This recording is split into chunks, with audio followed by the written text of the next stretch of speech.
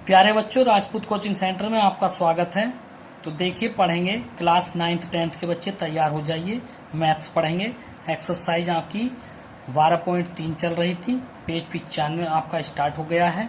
25 सितंबर 2020। तो बड़े ध्यान से समझेंगे आप। देखिए, क्वेश्चन नंबर 5 है।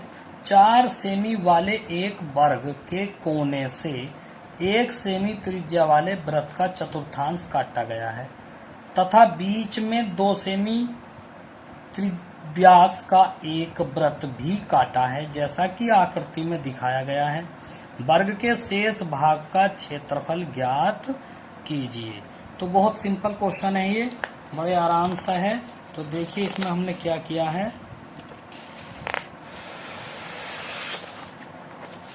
तो देखिए, समझेंगे। जैसे मान लो, देखिए रफली बता रहा हूं मैं। इसमें क्या लिखा हुआ है कि 4 सेमी वाले एक वर्ग के कोने से, देखिए ये कोई वर्ग है। अब इस वर्ग के प्रत्येक कोने से 1 सेमी त्रिज्या का चतुर्थांश काट दिया। तो 1 सेमी त्रिज्या का चतुर्थांश यहाँ से काट दिया, 1 सेमी यहाँ से काट दिया, 1 सेमी यहाँ से काट दिया, 1 सेमी यहाँ से काट दिया। उसके बाद और यहाँ से काट दिया। तो देखिए, ये आकृति अब क्या रह गई। ये आकृति रह गई इस प्रकार की। ये खाली हो गया। तो अब ये वाली आकृति रह गई। तो इस वाली आकृति का क्षेत्रफल हमें ज्ञात करना है। तो कैसे करेंगे।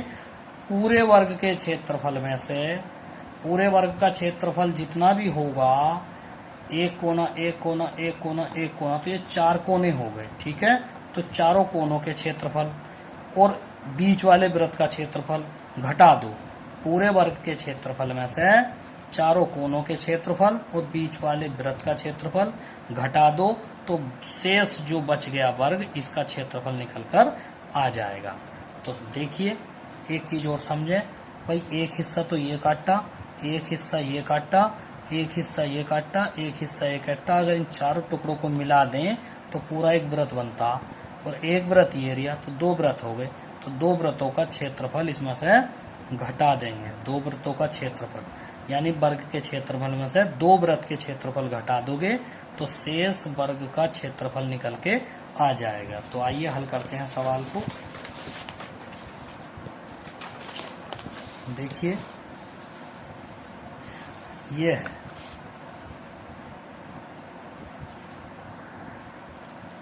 माना वर्ग ABCD की भुजा 4 सेमी है। पूरे की भुजा जो है इसकी जो भुजा है ये 4 सेमी है। तब इसका क्षेत्रफल क्या होता है। तो वर्ग का क्षेत्रफल होता है भुजा की घात 2, यानी A1 मान लिया। भुजा है 4 सेमी, तो 4 का वर्ग हो गया। तो A1 आ गया 16 वर्ग सेंटीमीटर। ठीक है।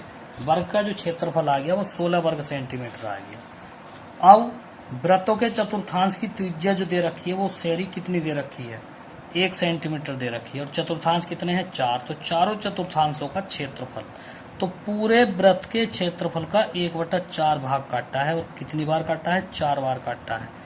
तो 4 गुणा 1/4 पाई आर स्क्वायर। 4 से 4 काट देंगे तो A2 का मान आ गया पाई आर स्क्वायर। इसके मान रखेंगे। पाई का मान 22/7 और आर का मान 1 सेमी दे रखा है। ठीक है। तो 1 का वर्ग 1 होता है, 22 का नाम 22/7।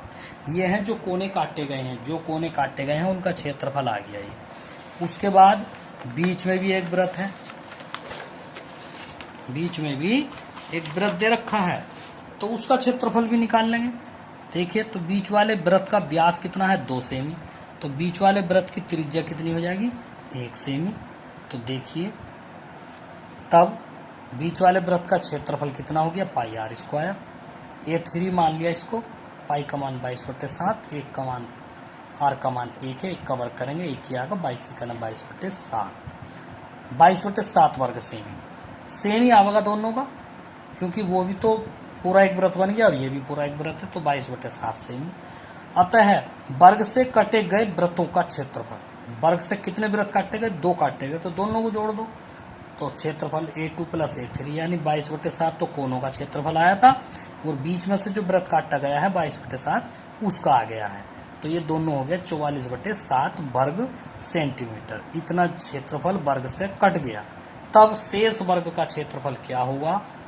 तो पूरे वर्ग के क्षेत्रफल में से वृत्ताकार भागों का क्षेत्रफल घटा दो, तो A1 माइनस के 44/7, और ये वर्ग का क्षेत्रफल कितना आया था 16, 16 में से 44/7 घटा दो, 7 लघुत्तम ले लिया, 16 सत्ते 112 माइनस के 44/7 बराबर 112 में से 44 घटाएंगे तो ये आएगा 68/7 वर्ग सेमी। अतः शेष वर्ग का क्षेत्रफल आ गया 68/7 वर्ग सेंटीमीटर। क्वेश्चन देखते हैं छठा क्वेश्चन। देखिए छठा क्वेश्चन कुछ लंबा और भारी भी है, ध्यान से समझेंगे। इसमें क्या है, एक वृत्ताकार मेज पोस है, देखिए ये पूरा मेज पोस है, एक वृत्ताकार मेज पोस है और इसकी त्रिज्या 32 सेमी है। यहाँ से यहाँ तक की जो त्रिज्या है ये कितनी है 32 सेमी है। इसके बीच में एक समबाहु त्रिभुज है, इसके बीच में एक समबाहु त्रिभुज है, इस प्रकार से ये त्रिभुज है।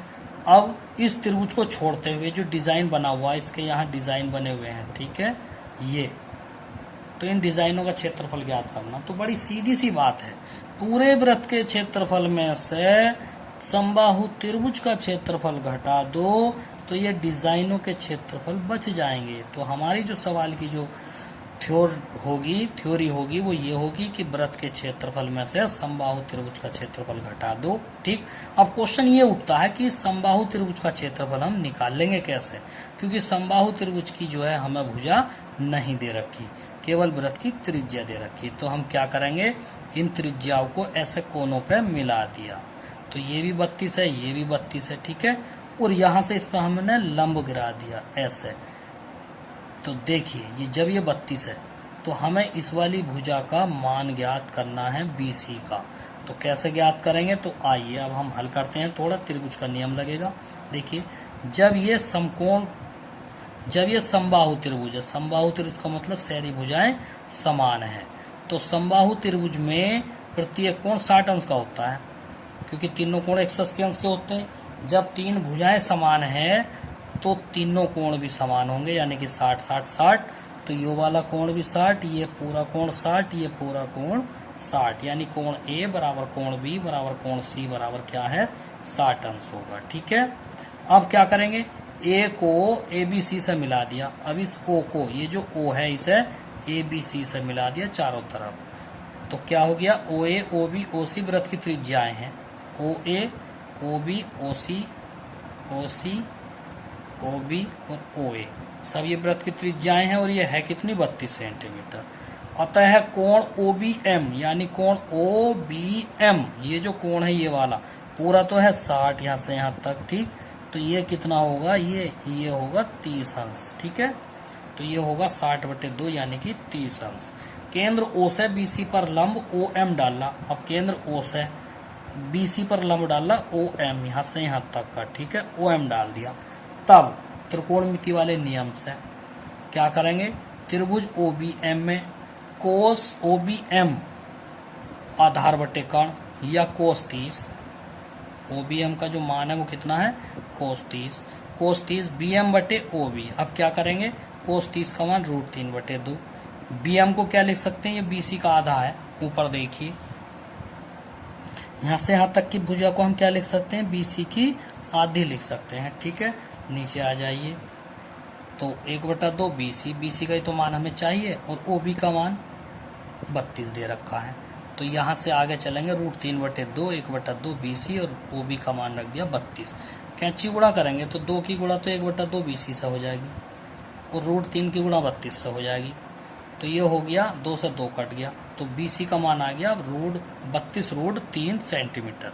ये क्या है, ये समबाहु त्रिभुज की भुजा आ गई, समबाहु त्रिभुज की भुजा आ गई। और जब ये समबाहु त्रिभुज की भुजा है तब हम समबाहु त्रिभुज का क्षेत्रफल निकाल सकते हैं, क्योंकि अब आपको भुजा मिल गई है। तो समबाहु त्रिभुज का क्षेत्रफल होगा भुजा की घात 2 √3/4, और भुजा कितनी है 32√3, इसका वर्ग कर दिया यहाँ से √3/4 हो गया। अब 32 का वर्ग करेंगे 1024, उसके बाद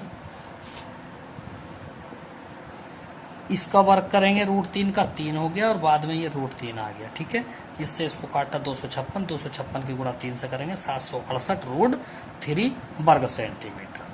ये त्रिभुज का क्षेत्रफल आ गया। तो बड़ी सिंपल सी बात है। तो मेज पोस का क्षेत्रफल क्या होगा, पाई आर स्क्वायर, क्योंकि मेज पोज तो पूरे वृत्त के रूप का है, तो वृत्त का क्षेत्रफल पाई आर स्क्वायर होता है, यानी 22/7 गुणा 32 सबकी गुणा आप करेंगे तो 22,528/7 वर्ग सेंटीमीटर। अब आपको डिजाइन का क्षेत्रफल निकालना है, तो डिजाइन का क्षेत्रफल क्या होगा, मेज पोज के क्षेत्रफल में से त्रिभुज का क्षेत्रफल आप घटा देंगे तो शेष डिजाइन का क्षेत्रफल आपका आ जाएगा जो किनारों पे बना हुआ है। तो देखिए यहाँ पे करते हैं हम 22,528/7, ये है मेज पोज का क्षेत्रफल माइनस त्रिभुज एबीसी का क्षेत्रफल, तो ये है त्रिभुज एबीसी का क्षेत्रफल माइनस के 768√3, ये आंसर आ जाता है। ठीक है, आज के लिए इतना ही काफी है, बाकी हम कल पढ़ाएंगे। सभी बच्चे वीडियो को लाइक करें, शेयर करें, सब्सक्राइब करें। ठीक है, थैंक यू।